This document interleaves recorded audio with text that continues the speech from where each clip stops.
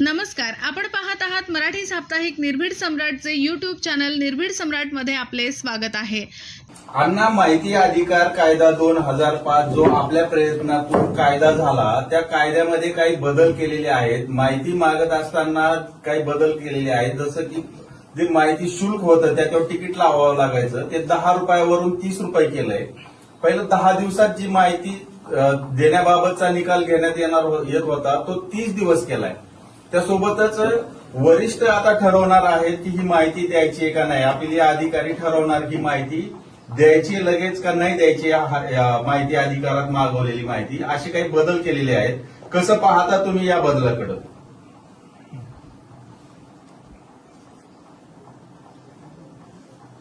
जे बदल केले हा दोष आहे। माहिती घेणं नागरिकांचा हक्कच आहे, तो मूलभूत हक्क आहे। त्यासाठी लढलो अनेक वर्ष। माहिती घेणं हा नागरिकांचा हक्क आहे, तो मालक आहे ना। आणि तुम्ही सर्व अधिकारी सेवक आहेत, मालकांना तुम्ही अशा आररावी करायला लागला किंवा त्यांना त्रास द्यावा लागला तर ती हुकुमशाही होईल, ती लोकशाही राहणार नाही। लोकशाहीला धोका आहे। म्हणून माहितीचा अधिकार हा मूलभूत हक्कच आहे, म्हणून आम्ही लढलो त्याच्यासाठी। माहितीचा अधिकार, जसं माहितीच्या अधिकारासाठी लढलो तसं दप्तर दिरंगाई, एका टेबलवरचा पेपर दुसऱ्या टेबलवरती वेळेच्या आत गेला पाहिजे। दप्तर दिरंगाई, बदलांचा कायदा, हेच अधिकाऱ्यांसाठी जो अन्याय होत होता अधिकाऱ्यांवरती, म्हणून 3 मनाला येईल तेवढा बदला करायचे, मनाला येईल तेवढा कुठे टाकायचे। म्हणून आम्ही 3 वर्षात बदली नाही, 3 वर्षाच्या आत बदली करायची नाही, हे सगळे आम्ही कायदे केले। शुल्क वाढवलं अण्णा, माहिती अधिकार मागवण्यासाठी जे 10 रुपयाचं तिकीट लागेल, शुल्क वाढवणं हा फार मोठा दोष आहे। शुल्क म्हणजे तुम्ही पैसे कमवायला बसला काय? सरकार म्हणजे पैसे कमवणारं साधन नाही, तर जनतेचं हित पाहिलं पाहिजे। जनतेचं हित तुम्ही डोळ्यासमोर ठेवलं पाहिजे।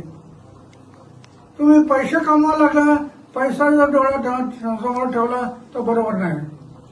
बरोबर। परत अपीलीय अधिकाऱ्याने आता ठरवायचंय की माहिती द्यायची का नाही, आणि ती किती दिवसात द्यायची हे सुद्धा ठरवणार आहे अपीलीय अधिकारी। हे नाही, माहितीचा अधिकार तुम्ही सरकारने नाही ठरवायचं। माहिती एकदा दिली, आता नॉर्मल तुमचं एक तिकीट होतं, ते बरोबर होतं, नाहीतर कोणी माहिती यायला काही गरज नसताना माहिती मागायला लागली तर बरोबर नाही। पण तिकीट हे बरोबर आहे, पण तुम्ही 10 रुपयाच्या माहितीचा 10 रुपयाच्या तिकिटाच्या ऐवजी 30 रुपये करायला लागला तर शासन पैसे कमवण्याच्या मागे लागलं असं म्हणायला। तुम्ही काय बोलणार? ही जनतेची छळवणूक आहे। जनतेची छळवणूक होते। तुम्ही जनतेचं हित पहा तुम्ही आणि त्याप्रमाणे तुम्ही मुख्यमंत्र्यांना काही पत्र किंवा काही बोलणार आहेत का? मुख्यमंत्री काय, आम्ही हे पाहू, याच्यात बदल नाही केला तर मुख्यमंत्र्यांच्या विरोधात सुद्धा आम्ही आंदोलन करू, उपोषणाला बसू। एक उपोषणाला माहितीच्या अधिकारासाठी केलं, माहितीचा अधिकार, दप्तर दिरंगाई, बदल्यांचा कायदा, एवढ्या 10 कायदे, लोकपाल, लोकायुक्त, 10 कायदे केले। हे जनतेच्या हितासाठी केले, सगळे जनतेचं हित। माझ्या आयुष्यात झोपण्याचा बिस्तर आहे, जेवणाचं ताट आहे, काही ठेवलं नाही। माझं बँक अकाउंट कुठं असतं माहित नाही। पुरा जीवन समाजाच्या सेवेसाठी लावलेलं आहे, आणि समाजावर अन्याय होत असेल तर पुन्हा एकदा उपोषण याच्याशिवाय माझ्याकडे दुसरा पर्याय नाही. कारण माझ्याकडे काय पुढे मोठा संघटन नाही, कुठं काय नाही. पण उपोषण हा माझा मार्ग आहे. आणि मी आतापर्यंत एवढे उपोषण करत आलो, त्याच्यातून 10 कायदे केले. आता पुन्हा एकदा वेळ पाहिली तर वयाच्या 90व्या वर्षी पुन्हा एकदा उपोषण करण्याची वेळ आली तरी मी मागे येणार नाही.